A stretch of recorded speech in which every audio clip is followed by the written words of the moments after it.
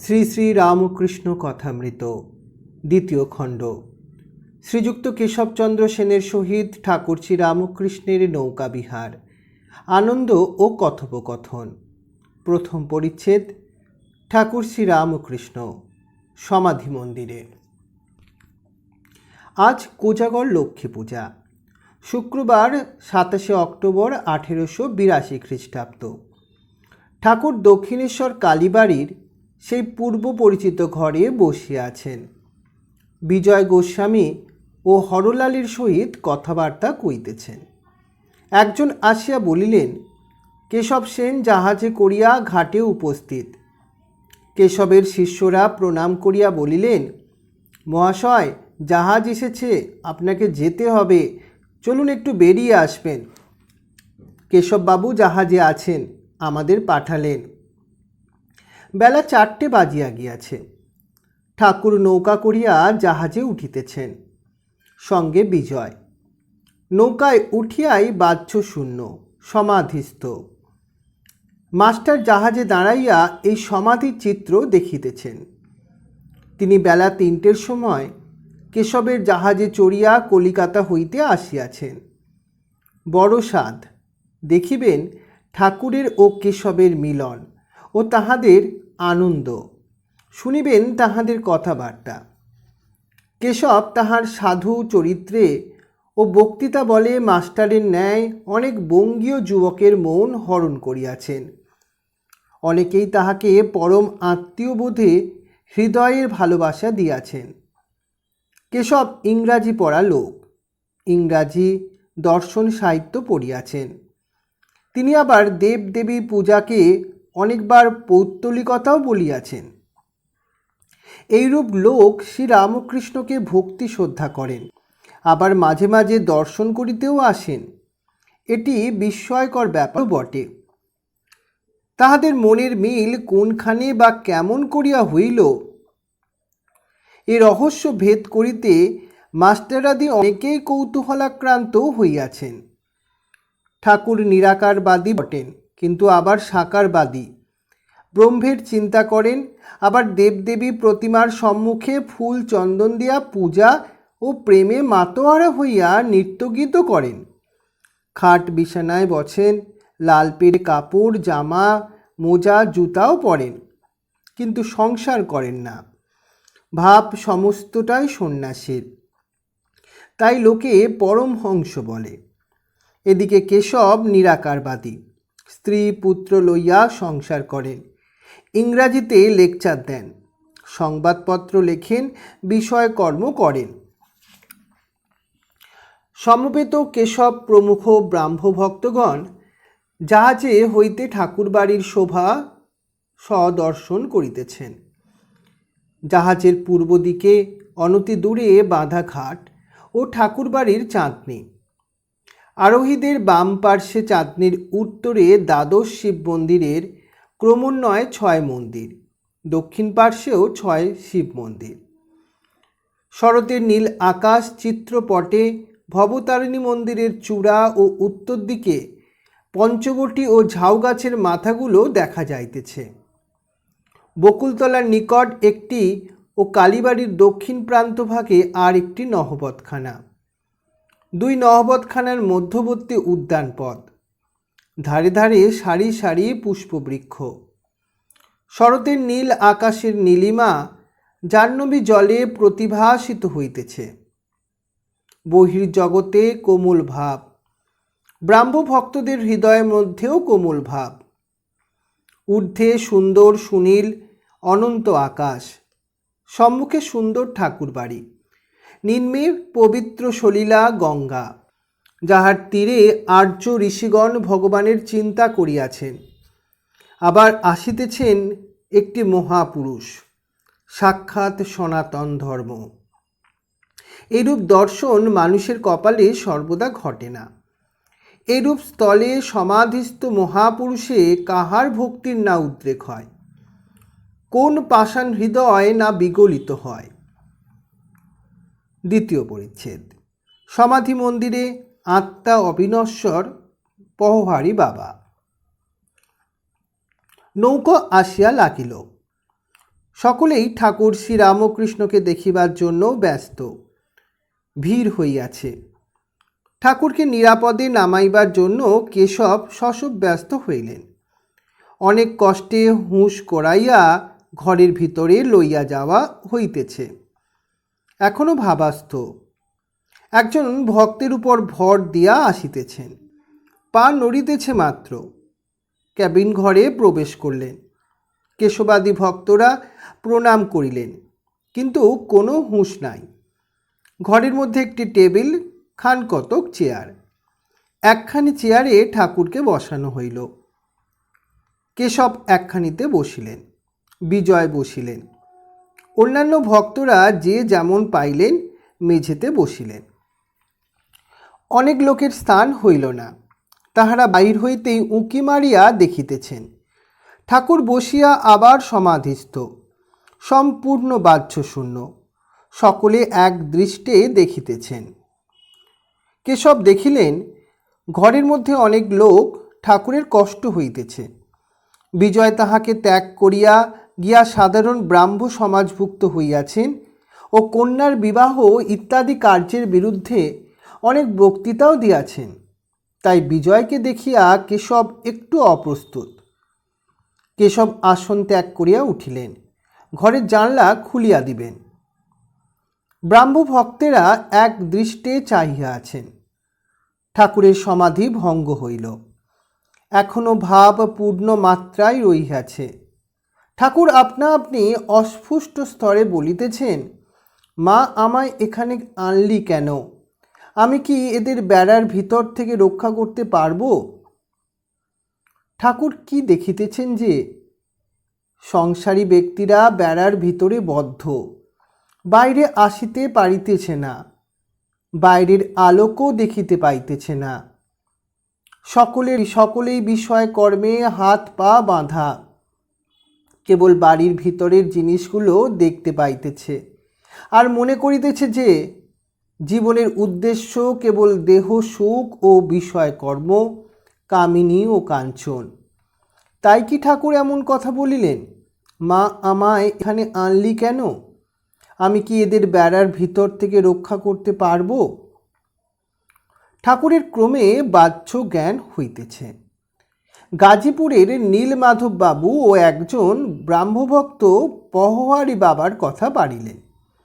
একজন ব্রাহ্মভক্ত ঠাকুরের প্রতি, মহাশয়, এরা সব পহোয়ারি বাবাকে দেখেছেন, তিনি গাজীপুরে থাকেন, আপনার মতো আরও একজন।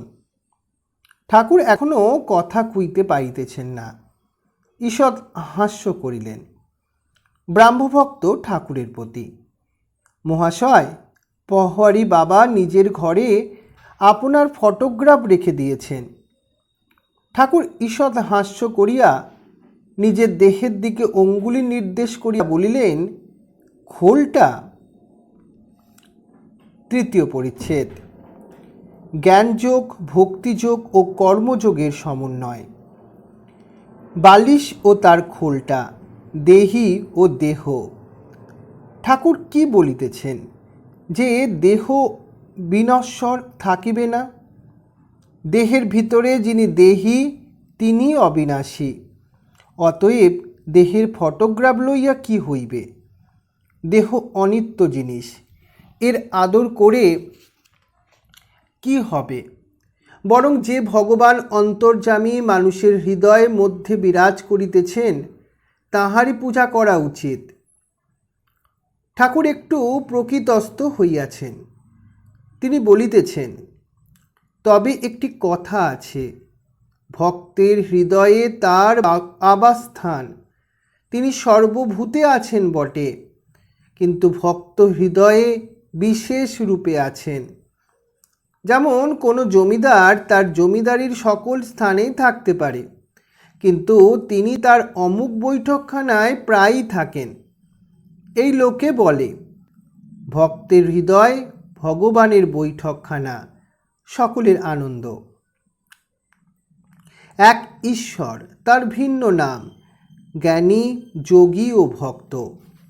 জ্ঞানীরা যাকে ব্রহ্ম বলে, যোগীরা তাকেই আত্মা বলে, আর ভক্তরা তাকেই ভগবান বলে। একই ব্রাহ্মণ যখন পূজা করে তার নাম পূজারী, যখন রাঁধে তখন রাঁধুনি বামুন। যে জ্ঞানী জ্ঞানযোগ ধরে আছে সে নেতি নেতি এই বিচার করে, ব্রহ্ম এ নয় ও নয়, জীব নয় জগৎ নয়। বিচার করতে করতে যখন মন স্থির হয়, মনের লয় হয়, সমাধি হয়, তখন ব্রহ্মজ্ঞান। ব্রহ্মজ্ঞানীর ঠিক ধারণা ব্রহ্ম সত্য, জগৎ মিথ্যা, নামরূপ এসব স্বপ্নবৎ। ব্রহ্ম কি যে তা মুখে বলা যায় না।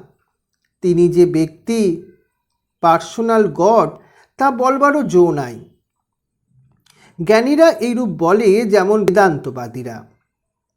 ভক্তেরা কিন্তু সব অবস্থাই লয়। জাগ্রত অবস্থাতেও সত্য বলে, জগৎকে স্বপ্নবৎ বলে না।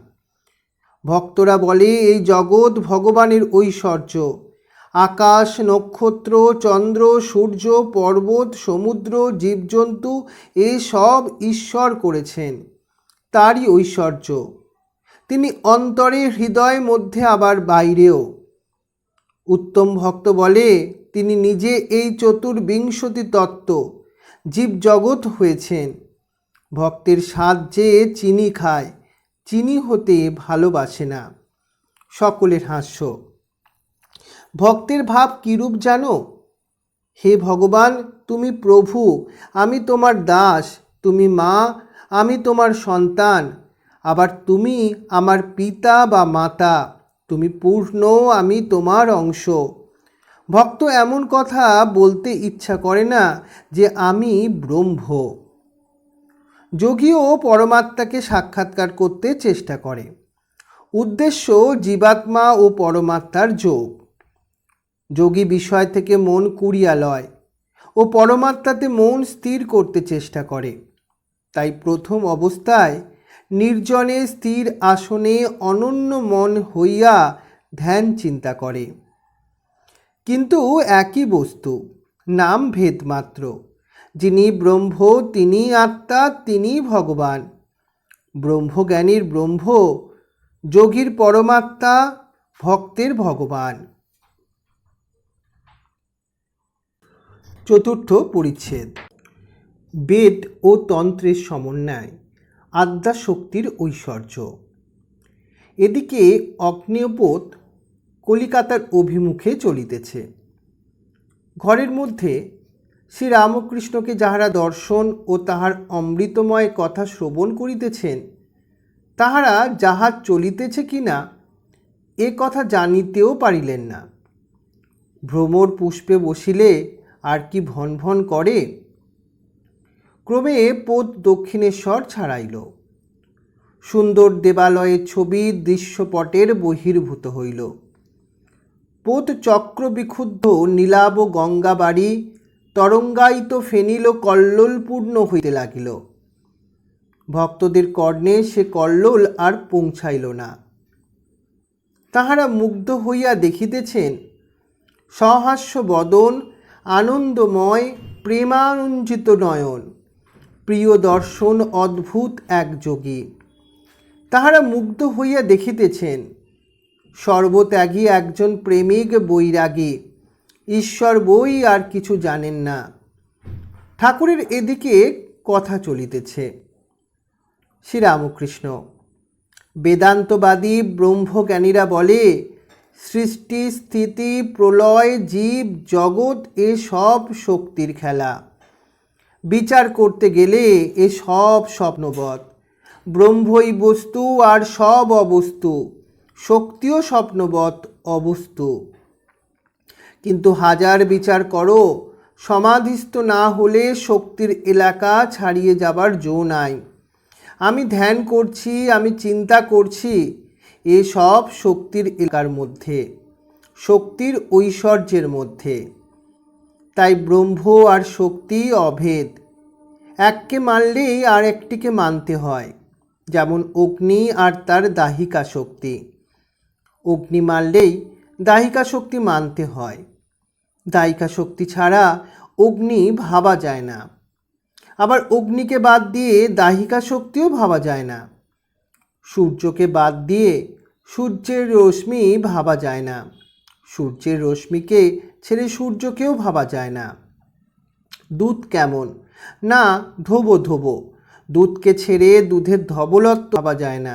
আবার দুধের ধবলত্ব ছেড়ে দুধকেও ভাবা যায় না। তাই ব্রহ্মকে ছেড়ে শক্তিকে, শক্তিকে ছেড়ে ব্রহ্মকে ভাবাই যায় না।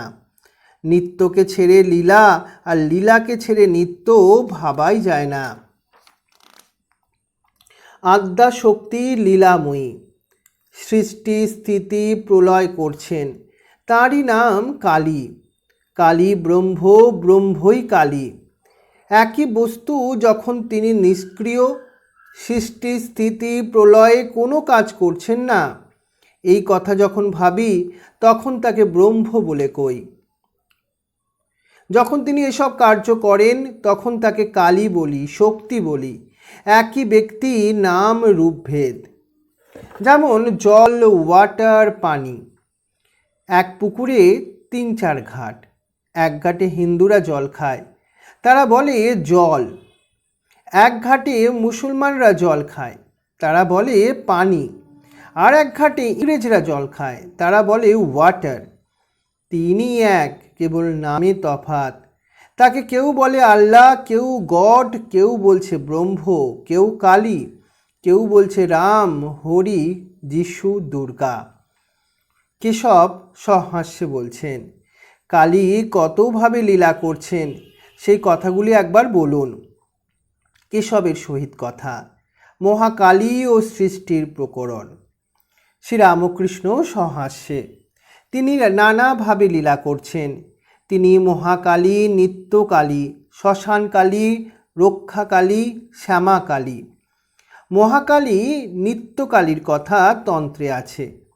যখন সৃষ্টি হয় নাই, চন্দ্র, সূর্য, গ্রহ, পৃথিবী ছিল না, নিবিড় আধার, তখন কেবল মা নিরাকারা মহাকালী মহাকালের সঙ্গে বিরাজ করছিলেন। শ্যামাকালীর অনেকটা কোমল ভাব, বড়া ভয়দায়িনী। গৃহস্থ বাড়িতে তাঁরই পূজা হয়। যখন মহামারী, দুর্ভিক্ষ, ভূমিকম্প, অনাবৃষ্টি, অতিবৃষ্টি হয়, রক্ষাকালী পূজা করতে হয়। শ্মশানকালীর সংহার মূর্তি। সব শিবা, ডাকিনী, যোগিনীর মধ্যে শ্মশানের উপর থাকেন। রুধির ধারা, গলায় মুন্ডমালা, কোটিতে নরহস্তের কোমর বন্ধ। যখন জগৎ নাশ হয়, মহাপ্রলয় হয়, তখন মা সৃষ্টির বীজ সকল কুড়িয়ে রাখেন। গিন্নির কাছে যেমন একটা নেতা কাতার হাঁড়ি থাকে, আর সেই হাঁড়িতে গিন্নি 5 রকমের জিনিস তুলে রাখে। কেশবের ও সকলের হাস্য। শ্রীরামকৃষ্ণ সহাস্যে বলছেন, হ্যাঁ গা, গিন্নিদের ওই রকম একটা হাঁড়ি থাকে।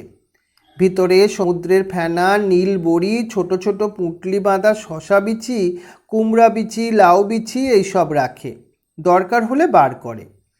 মা ব্রহ্মময়ী সৃষ্টি নাশের পর ওই রকম সব বীজ কুড়িয়ে রাখেন।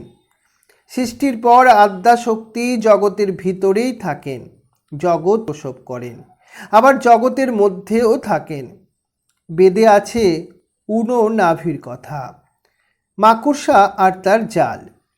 মাকড়সা ভিতর থেকে জাল বার করে, আবার নিজে সে জালের উপরই থাকে। ঈশ্বর জগতের আধার, আধেয় 2। কালী ব্রহ্ম, কালী নির্গুণা ও সগুণা। কালী কি কালো? দূরে তাই কালো, জানতে পারলে কালো নয়। আকাশ দূর থেকে নীল বর্ণ, কাছে দেখো কোনোই রং নাই। সমুদ্রের জল দূর থেকে নীল, কাছে গিয়ে হাতে তুলে দেখো কোনো রং নাই। এই কথা বলিয়া প্রেমে উন্মত্ত হইয়া শ্রীরামকৃষ্ণ গান ধরিলেন, মা কি আমার কালে, কালো রূপ দিগম্বরী, হৃদপদ্ম কর আলো রে। এই ছিল আজকে আমাদের শ্রীরামকৃষ্ণ কথামৃতের অনুধ্যান।